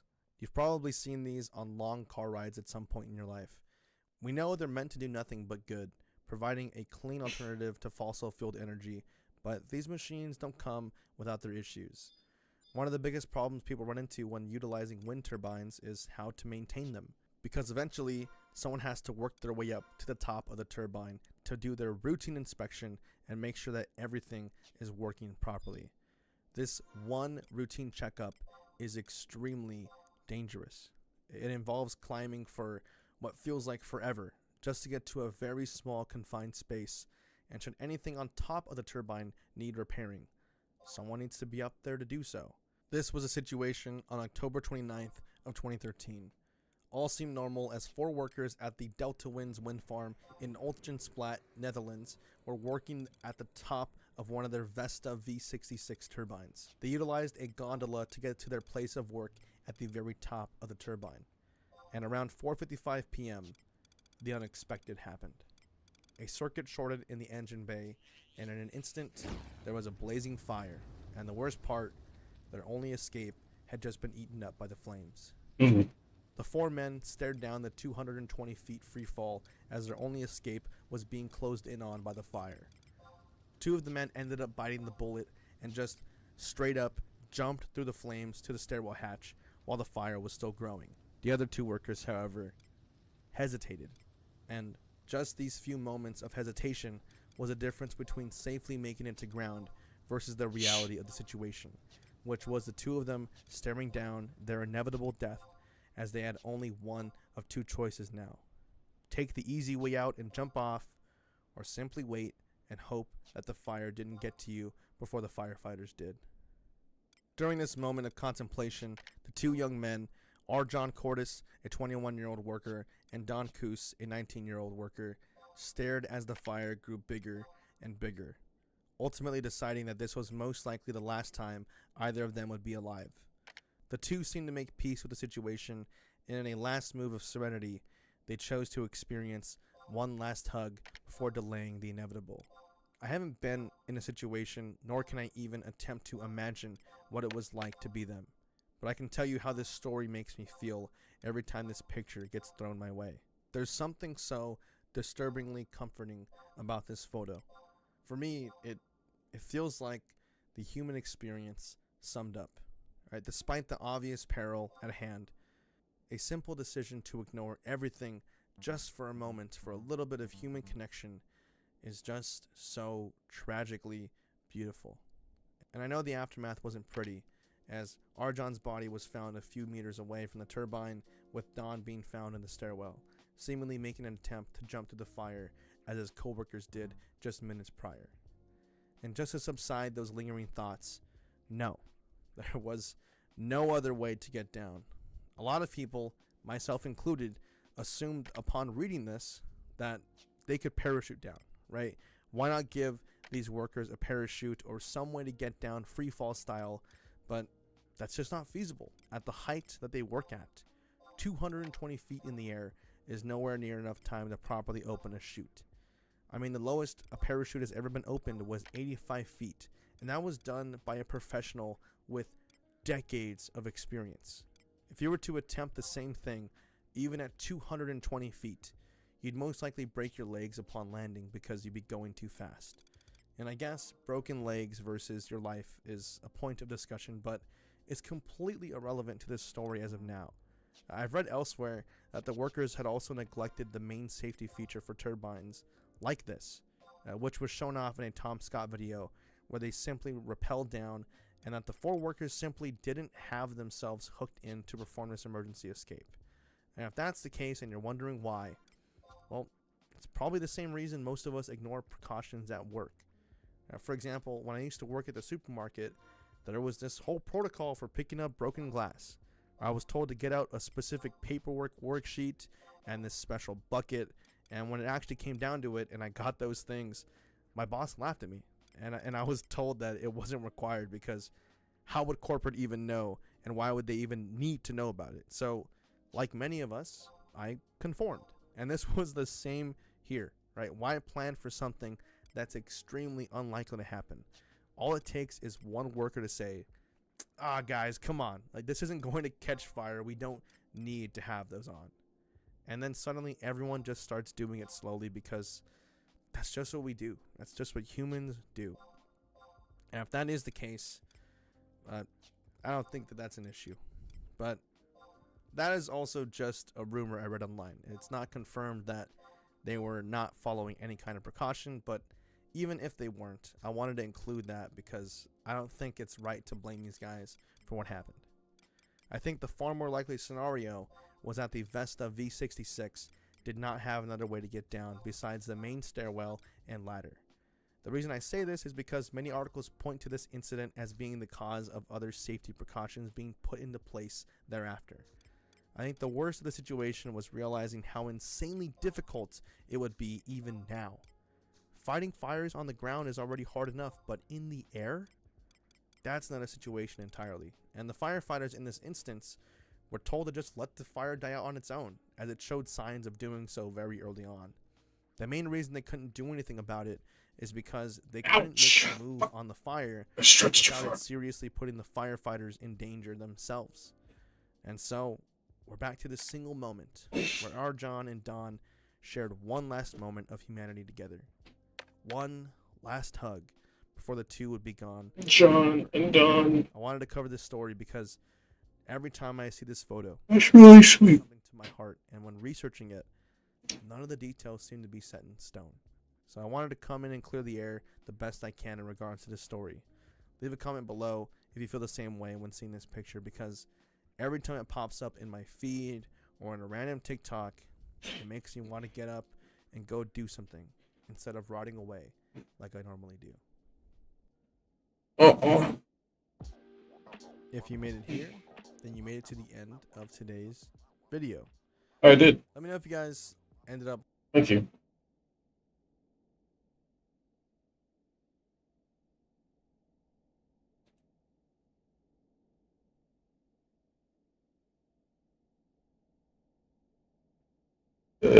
Super duper. Damn.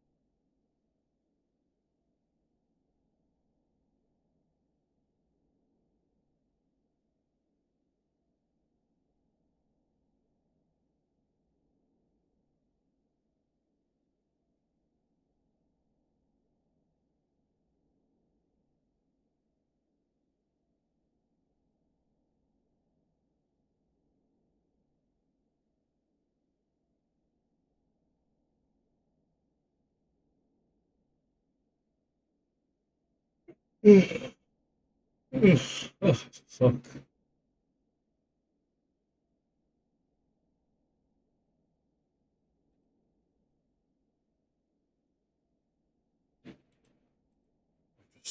Oh, I'm trying to see what I'm gonna do.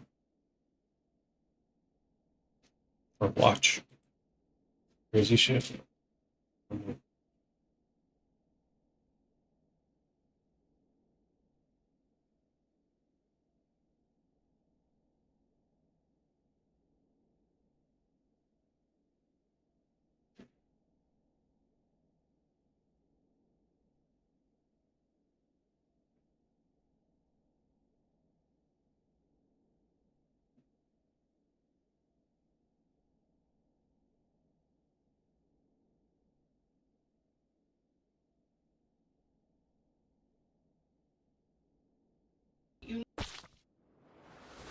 Listen, sit up straight and fucking lock in. This video is different, and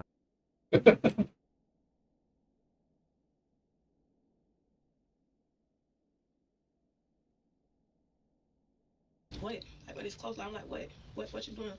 And I guess this the little thing with him. Yeah, like he messing with it or whatever. Like, Yeah, little thing.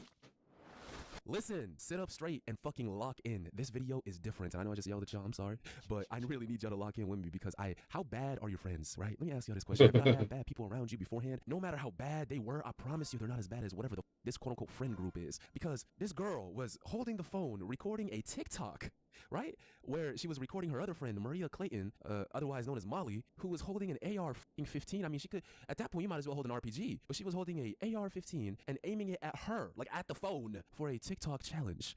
This was back in 2023, and I do think I was using TikTok a little bit back then, but I don't remember seeing this shit like this. When was this a trend? Listen, we're gonna get to all the details. I wouldn't be surprised if this was an excuse to shoot her, because seriously, get in the comments. Back in 2023, I'm talking about like late summer 2023, was there a challenge on TikTok where you aim an AR-15 at your friend who's recording you hitting a little dance with it? And it wasn't just her, there was a few other people, as I understand it, behind them, probably trying to hit like a, I don't know, trying to act tough for TikTok, I guess.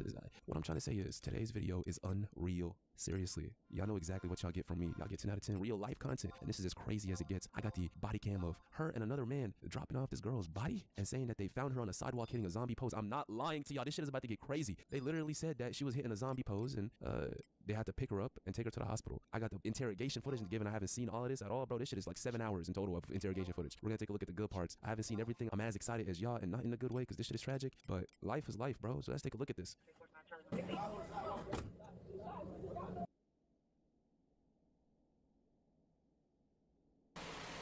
So y'all just picked the lady up? Yes, and we just seen like her mental, like she looked like, you feel me, like we thought she was gonna fall, but like on Monument when you come out, but we can't cross the street. You feel me? She already looking like she almost like she about to fall over, but you can see the red on the street. Right. And you see, but you can see like a figure up road. You feel me? But like we not thinking nothing. They pick her up.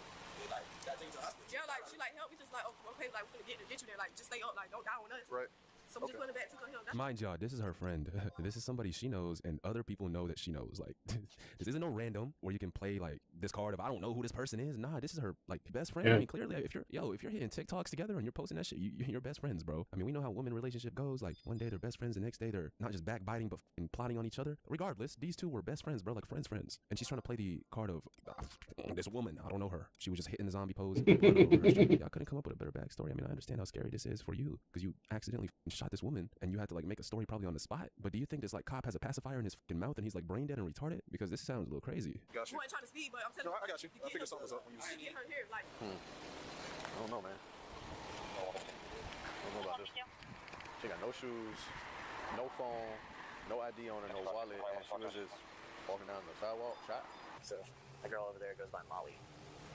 Exactly, bro. I told you, like, this cop, like, you don't gotta be that smart to be a cop, right? But in this case, even a crackhead on his worst day is gonna be like, huh? It didn't even take them a few minutes, bro. This was instantaneous. Like, how fast these cops caught on. Red. So writing on her neck right here? Yeah. You saw it? Yeah, that's her. So she was with her during the shooting. And this girl, so sister was on the phone with the girl who owns the apartment, and she was on the way back from Orlando.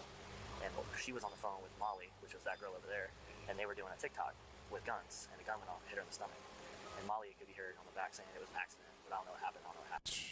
That's gotta be one of the like dumbest ways to go out. I'm sorry, bro. Like, I'm talking in the sense of if your friends tell you to hold a phone while they aim loaded guns at you as a joke or as a prank or as a dance challenge, can pose, look tough, whatever it is, are you gonna sit there and record them, bro? Are you gonna sit there and trust that they know how to handle a weapon? You know, most people don't know like how to, bro, go to a gun range. Like most people don't know how to even fucking handle guns or hold them. But you want to stand in front of this girl and record her while she aims this shit at your fucking neck. Get in the comments and let me know if you're doing that with your friends, bro. Obviously, y'all are gonna say no, but we gotta find out what the challenge this was, because I don't remember seeing this shit at all, bro. Maybe I'm like falling out with y'all. Like I don't be on TikTok too much. That shit is kind of brain rot sometimes, but this is what we're doing now, bro. What's next? Steal a tank and aim the barrel at your friends for a TikTok challenge while hitting dances on top of it? I'm not even trying to be funny, bro. I am a little bit, but I wouldn't be surprised. Nothing really shocks me anymore, bro. Hold on. I detained him too. Because he drove?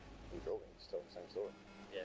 I'm pretty sure she told him what happened. Yeah, we'll detain them both. Miss Clayton, do you also go by Molly?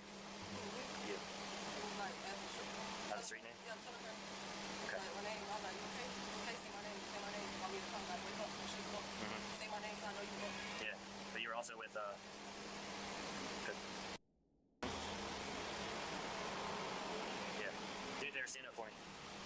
Come on. Yeah, you're getting detained. Stand up. Which two, boss? Both of y'all. Uh-oh.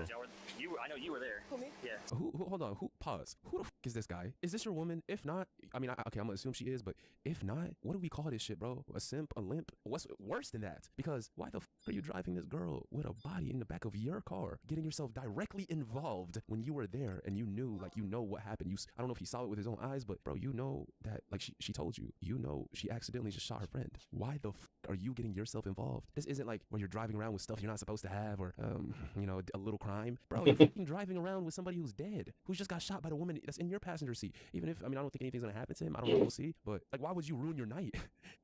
I think I'm gonna get going. A little tired. But I might, I'm gonna try to get on in the morning. I'm just gonna get a little sleepy. I was thinking about making some macros, but that'll probably actually put me to sleep. So, and I want to go check around to see if there's. I want to turn off this stupid thing that keeps fucking up with Windower. I don't know what it is, but I gotta turn off some shit for Windower, and I want to.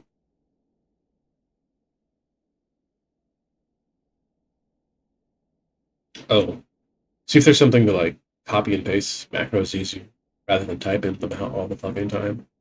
Anyway, I'll be back later. Peace out. Later. Love you. Bye bye bye bye bye bye bye bye bye bye. Love you. Bye. Bye.